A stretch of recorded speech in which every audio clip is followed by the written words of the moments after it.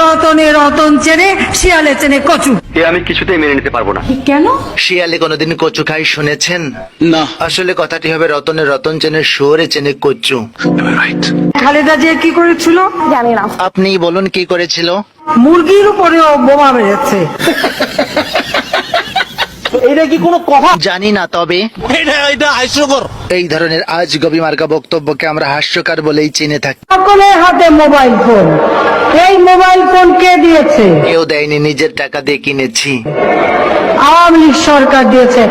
আমি বিশ্বাস করি না। কয়দিন পর তো বলবেন ঘরে ঘরে ছেলে মেয়েও আওয়ামী লীগ সরকার দিয়েছে।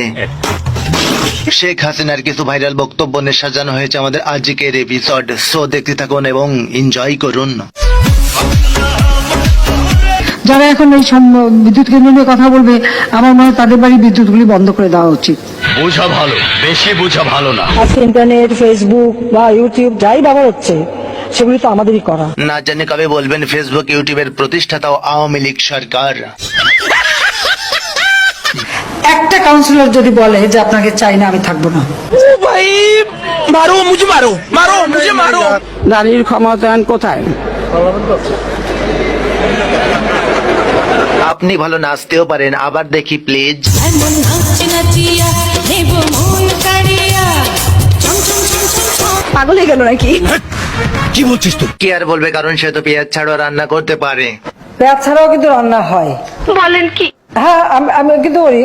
আমি করি তো। তোর মাথা নষ্ট। বিএনপি জাতীয় পার্টি এরা যখন ক্ষমতায় ছিল, বিদেশ থেকে যখন জিনিস কিনতো, তখন কি করতো? তখন ওই 10 টাকার জিনিস 20 টাকা দিয়ে কিনে বাকি 10 টাকা পকেটে ঢুকাতো। এটা হলো আই ওয়াশ, মানে যাকে বলে পাবলিকের চোখে ধুলো দেওয়া। শুনেছে আপনার ছেলের বউ নাকি ইয়াহুদি? আমার ছেলে বউ ইহুদি না, হ্যাঁ সে খ্রিস্টান। খ্রিস্টান আমাদের আহলে কিতাব। এটা কি বক্তৃতা দিচ্ছেন নাকি ওয়াজ করছেন?